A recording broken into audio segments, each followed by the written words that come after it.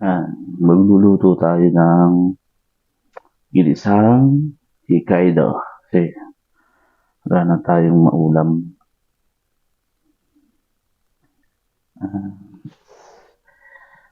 Ayun nga. So, sobrang saya ngayong araw kasi nga dumating na yung sahod natin sa YouTube ulit. Medyo natagalan kasi nagkaroon ng problema ngayon yung aking bangko. Parang October 21 pa siya dumating.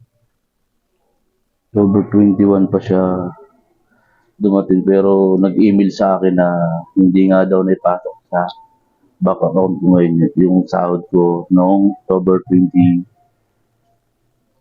7 dapat. So ngayon nagbago ako ngayon ng chinik ko yung name ko ulit sa bank account ko. Parang mayroon ng mali. Kaya inulit ko ulit siya. So ayun at actually nung November 7 ko yata siya. November 8 ko siya nabago ulit.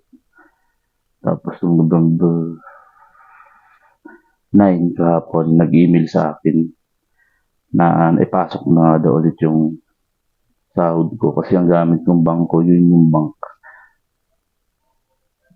Yun, so pumasok. Tapos ngayon pag-uwi ko, kinig ko siya, nag-balance ako. At ayun, may pumasok. Sobrang saya. Pumasok na siya. So, sinare ko lang din sa inyo. Guys, habang nagluluto ako. Ngayon magnanay na ng gabi. So, mamaya kasi magsusundo pa ako before 10. Sundo pa ako sa misis ko.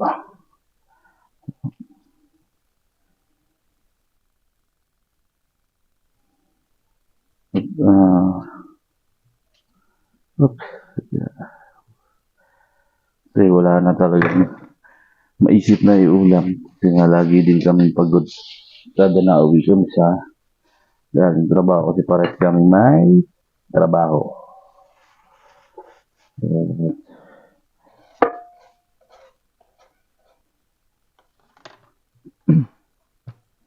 Yun nga guys, share ko lang din yung mga bagay na gusto natin gawin habang bata pa tayo gawin na natin habang malakas pa tayo. Kasi darating din kasi yung time na magkakaedad tayo. Dapat maging masaya lang tayo sa life. Gawin natin yung mga gusto natin gawin sa buhay. Huwag tayong pangunahan ng takot.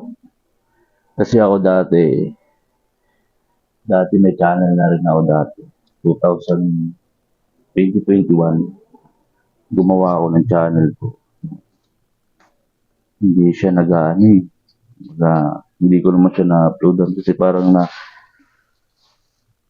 naiinganyo lang din ako sa mga napapanood ko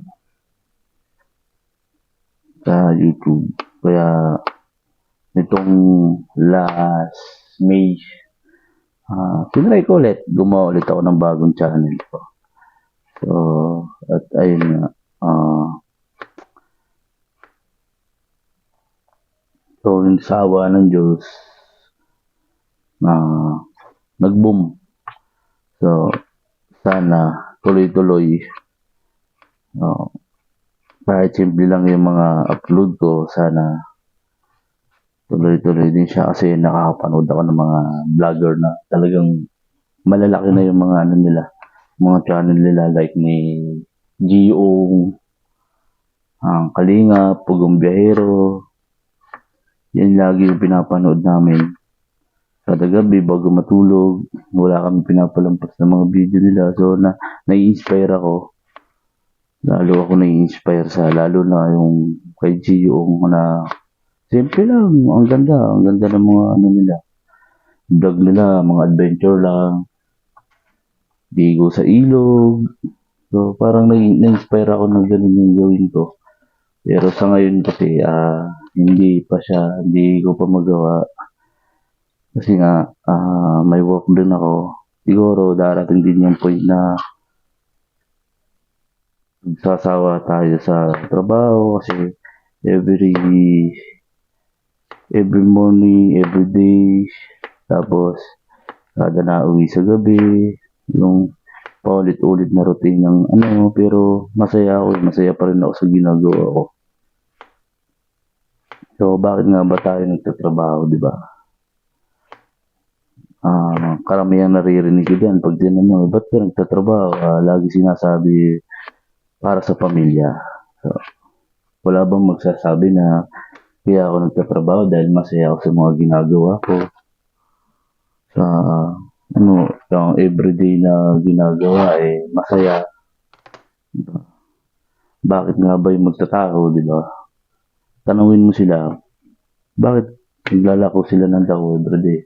Lagi nila sagot dahil sa pamilya nila, sa hirap ng buhay. Hindi. Ginagawa mo yan dahil alam mong masaya ka. Alam mong may nakapagpasaya sa'yo everyday, di ba? Ganon din ako.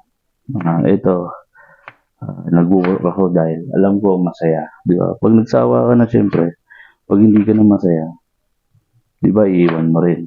Naiisip mo ba yung pamilya mo na, ay, para sa pamilya ko, kahit hindi na ako masaya sa trabaho. Hindi. Ginagawa mo yun dahil masaya ka sa ginagawa mo, masaya ka sa work mo. Yun lagi yung mindset ko pag nasa trabaho ko na kaya ako nasa trabaho dahil masaya ako. Masaya ako sa araw-araw na ginagawa ko, di ba? So, yung mga bagay na pwede natin gawin na habang bata pa tayo, why not, di ba? Gawin natin. Huwag tayong matakot sumubok sa buhay. Kasi pag matatakot ka sumubok sa buhay, wala. Hanggang dun ka lang, hindi ka, imbis na paangat ka, lalo ka lang bababa. Kasi nga, yung gusto mong gawin, hindi mo sinusubukan. So, ako, nagsubok ako. Nag-try ulit ako sa YouTube. So, nag-work. So, masaya kasi hindi pag-ano kalaki. Small YouTuber pa lang po ako. Pero, sana, balang araw, malay natin, next year, di ba? Next year, nasa province na tayo. So, mapapanood mo, may vlog na ako ng province. Kasi hindi naman tayo habang buhay lagi na mangangamuhan. May time din tayo na isipin natin na ba't hindi natin subukan na mag-iba naman tayo ng destinasyon. Mag-iba tayo ng gagawin sa buhay. So, pero bago pa sumabak sa ganong status, dapat nakaready ka sa ano mangyayari. Hindi naman porket na sumubo ka, aangat ka na kagad. No. Pero wag ka susuko sa buhay. Diba? Sabi nga nila, kapag sumuko ka, talo ka. Pero may mga bagay din tayo na gusto natin gawin sa buhay. So, malay natin, di ba? Kasi sa probinsya, sa province namin, bale, may paalaga ako mga baboy. Balang araw mapanood niyo. Nagbablog na ako about sa mga farm. Kasi plano ko din yun na yung mga biik ko doon na dagdagan ko ng mga manok. So habang bata pa tayo, hanggat malakas tayo, gawin natin yung bagay na magagawa natin ngayon. Kasi darating yung araw na hihina tayo, hindi naman tayo habang buhay malakas. Kaya habang malakas tayo, yung mga gusto natin gawin sa buhay, gawin natin. Huwag tayong panghinaan ng loob. Sa mga time lang na may isip mo na Ito na lang ba ako habang buhay? Ito na lang ba yung gagawin ko? Hindi ba ako susubok ng iba na pwedeng pagkakakitaan? Kaya nagsusubok ako. So, tinitingnan ko lang din. Pero, malay natin, di ba?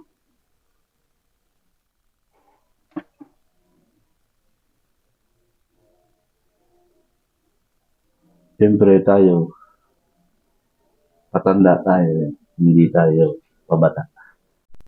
At ayun guys, basta lagi lang natin tandaan na huwag tayong sumuko. Gawin natin yung gusto natin gawin na mga bagay na makakapagpasaya sa atin, yung mga bagay na alam natin tama, huwag natin, huwag tayong panghinaan ng loob agad yung bagay na hindi pa naman natin nasusubukan. Huwag tayong maging negative, na laging positive. Sabi nga, huwag kang matakot sumubok, huwag kang matakot magkamali. Kasi, kung hindi ka magkakamali, ibig sabihin yun, perfect ka na. So, lagi lang natin tatandaan na pag nagkamali ka, doon ka matututo. Kasi, siyempre, pag nagkamali ka, iisipin mo, laging mindset mo, mali to. Hindi ko ito itutuloy. Hindi ko ito itutuloy kasi mali to. Lagi lang natin gawin yung bagay na makakapagpasaya sa atin. Lagi lang tayo nakapokus sa goal natin sa buhay. Huwag tayong panghinaan agad ang loob na huwag agad tayong panghinaan ng loob kung hindi pa naman natin nasusubukan. Try muna natin yung gusto natin. So, ayun nga, at naiisip ko, patanda na din ako, edad na din, siyempre, yung trabaho ko, lagi na lang din ako nakatayo. Everyday na ginagawa ko, yun at yun pa din. Pero hindi naman porket sinabi ko na everyday na yung ginagawa ko, yun pa din na hindi na ako masaya sa trabaho. So, masaya pa rin, masaya ako sa trabaho ko, masaya ako sa ginagawa ko araw-araw. Pero dapat may choice tayo na kasi hindi naman tayo habang buhay na mamamasukan na sa isang kumpanya mamamasukan tayo. Na may amo tayo. So, ako, ginagawa ko ngayon to bilang isang small YouTuber. Ginagawa ko to kasi alam kong masaya ako dito. Alam kong magiging masaya ako. At malay natin, diba? Next year or sa susunod pang taon, siyempre, may nagkakaedad na din tayo. So, kailangan natin mag-isip ng ibang bagay na pwede nating magawa. May ibang bagay na pwede natin na may share sa iba. Diba? Malay natin, yung masaya naman ako talaga sa trabaho ko ngayon. So, yun lang, nag-isip lang ako ng iba pang way para magkaroon ako ng extra at malay natin, di ba? So, yun nga, tulad ng sabi ko kanina, hindi naman tayo habang buhay nangangamuhan. So, kailangan natin mag-isip ng ibang way para mayroon din tayong ibang pagkakakitaan. Bagay na talagang gusto kong gawin ngayon. So, yun, sana may natutunan kayo din sa simpleng vlog ko. Sana magtuloy-tuloy lang. Sana may natutunan kayo about sa pag-share ko kung paano magkaroon ng extra income. At huwag tayong sumuko kaagad. Siyempre, unang-una, laging magpasalamat sa taas dahil siya yung gumagay sa atin everyday. Siya yung andyan siya lagi. So, ayun guys, Maraming salamat sa nasuportahan niyo yung maliit kong channel. Balang araw makatulong din ako sa mga taong nangangailangan. Dahil yun naman talaga yung goal ko ngayon, na makatulong. Yun nga, meron nga akong mga paalagang baboy. Sana pray lang na lumago nga yun at makatulong ako dahil marami din akong plano talaga sa buhay na gusto kong gawin. Sana matuloy at sana magawa ko. Yun guys, maraming salamat at sana nag-enjoy kayo sa panonood. Huwag sana kayo nagsawang sumuporta sa mga vlog ko. Simple vlog lang. Sa pa-like and share na rin po ng ating video. Maraming salamat and God bless. Lagi po tayo mag-ingat. Lagi lang tayong tumawag sa taas. Thank you.